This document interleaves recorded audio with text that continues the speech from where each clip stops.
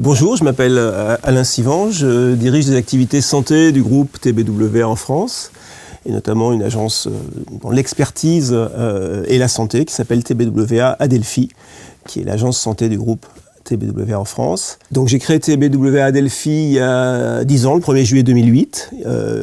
Il n'y avait pas d'offre santé au sein du groupe TBWA en France à ce moment-là, alors qu'il y en avait chez la plupart de nos concurrents. Donc l'idée était effectivement d'occuper le marché de la santé. Il y avait déjà beaucoup de groupes de communication qui étaient positionnés sur la santé, pas mal d'indépendants en France.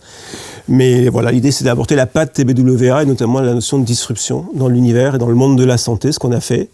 Notre signature, c'est « We Disrupt Healthcare ». Ce qu'il faut bien comprendre, c'est que TBWA Adelphi est avant tout une agence business to business, on fait du B2B, puisque l'essentiel de nos cibles, ce sont les médecins et les professionnels de santé.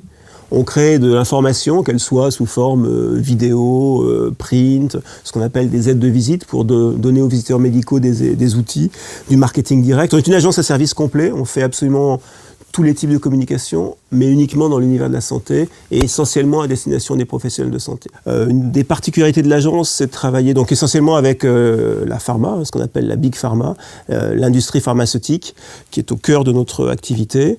Donc les gros labos que sont Pfizer, Novartis, Roche, Merck.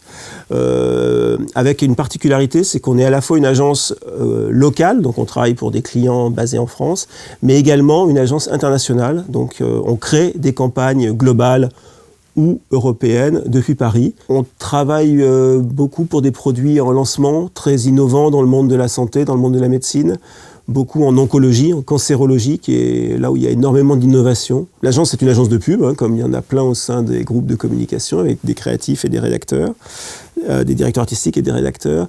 La particularité, c'est que nos rédacteurs sont des rédacteurs scientifiques ou médicaux.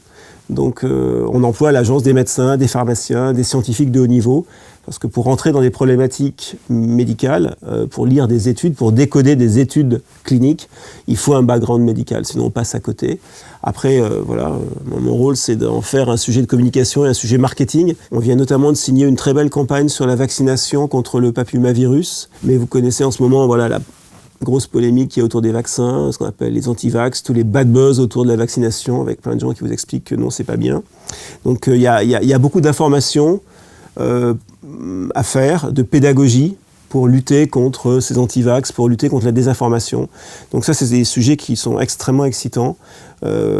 Comment parler de la vaccination en termes positifs, sachant que quand on est un laboratoire pharmaceutique, c'est très compliqué, puisqu'évidemment, on est jugé partie, donc il faut essayer de trouver des tiers pour pouvoir parler de la vaccination, des tiers qui soient crédibles, donc soit des médecins, soit des sociétés savantes, soit des jeunes influenceurs en santé qui, eux, sont assez libres de leurs paroles et qui ont compris l'intérêt de la vaccination. Le développement incroyable des fake news en matière de santé font qu'aujourd'hui, il y a effectivement des positions à prendre en communication et que le monde d'une santé vivant caché, c'est vrai que personne ne connaît le nom des labos, ils ont été extrêmement discrets pendant très très longtemps. Ce temps est complètement révolu.